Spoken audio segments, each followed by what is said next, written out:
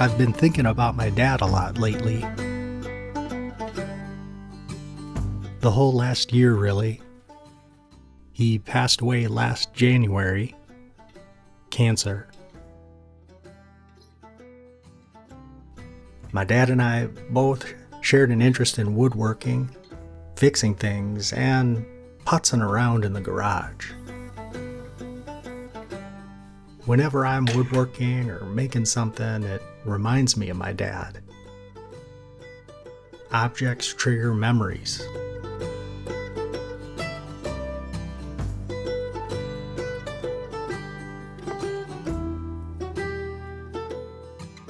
My dad was a surgeon. He did so much with his life. It's one of those things where saying anything doesn't feel like you're saying enough.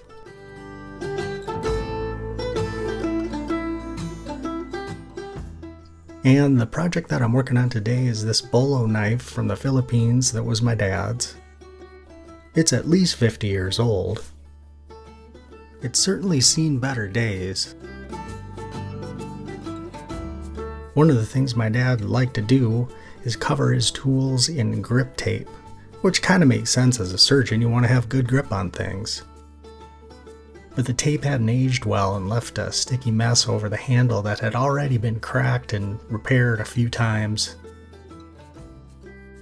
I knew I had the capability to restore my dad's old bolo, and so with this project, that's what I'm setting out to do. It's kind of interesting how they make these. The tang is burned into the handle. You'll see me do that in a little bit. I'm going to reuse that brass ferrule. And I'm hoping to find a maker's mark. A lot of times these bolo machetes are forged out of spring steel, but the World War II era bolos were sometimes forged out of downed Japanese Zero fighter planes.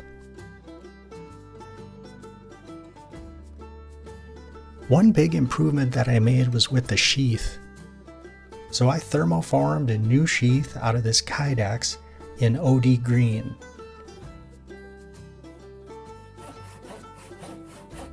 I'm going to recreate the handle out of chestnut. This came from my neighbor and is bone dry.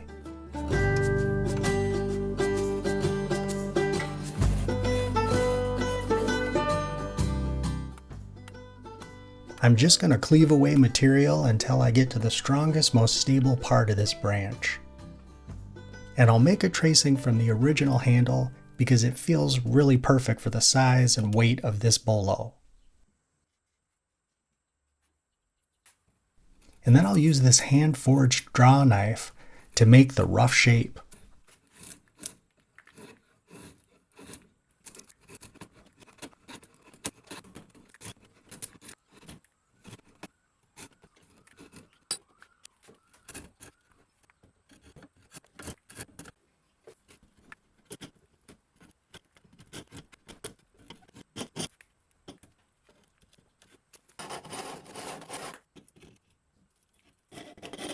A Shinto rasp is the ideal tool to further refine the handle shape.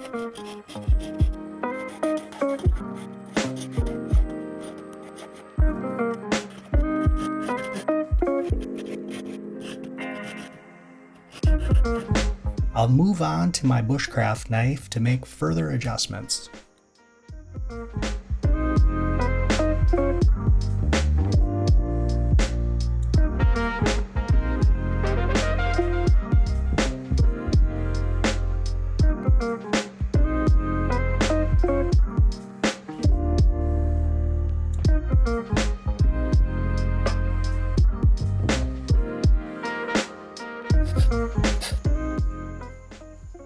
And I think that's about as close as I can get. And I'll smooth it out with some hand sanding and a palm sander.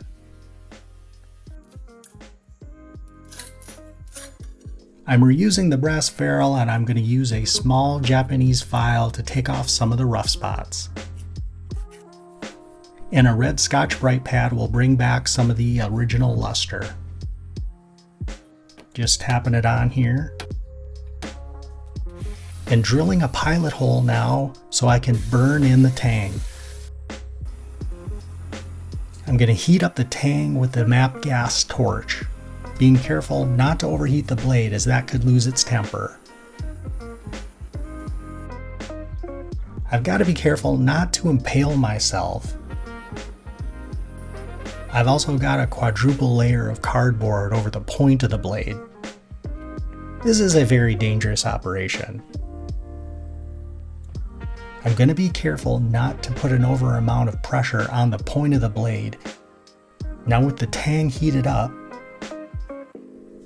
I'm going to burn through the pilot hole and fix it in place. And I'll make it permanent with some epoxy.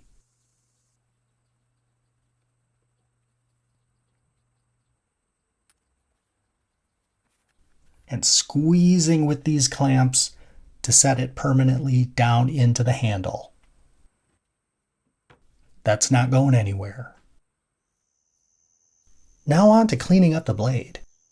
I did an overnight soak in a mixture of 30% cleaning vinegar and water. Now I'm going to take this wire brush to it and see if I can remove that rust. But first I'm going to neutralize the acid with some baking soda.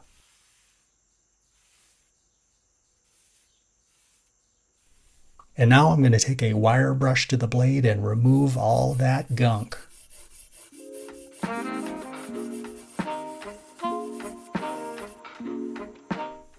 And it's cleaning up pretty nice. I sure do hope I see a maker's mark.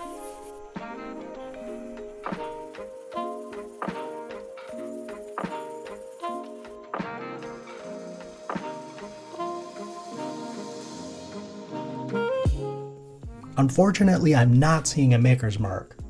What I thought might be are slag inclusions from the original forging process.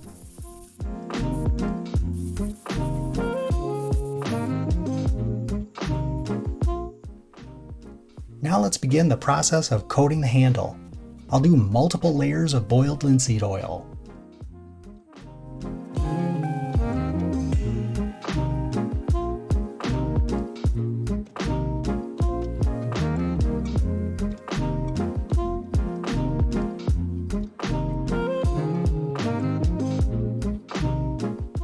With the blade saturated, I'll let it sit for a while, wipe it off, and repeat.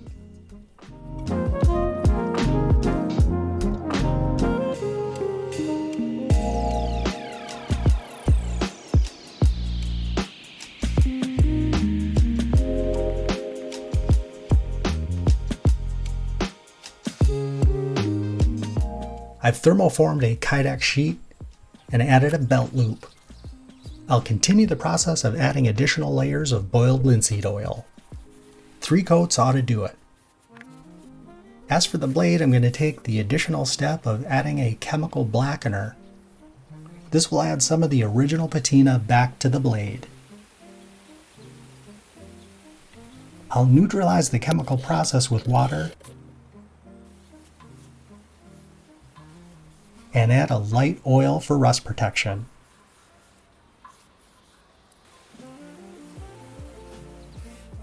And with that, my dad's 50-year-old bolo can be passed down to the next generation. But more importantly for me, I got to honor my dad's life and legacy through this small act of making. Thanks for tuning in. We'll see you on the next video.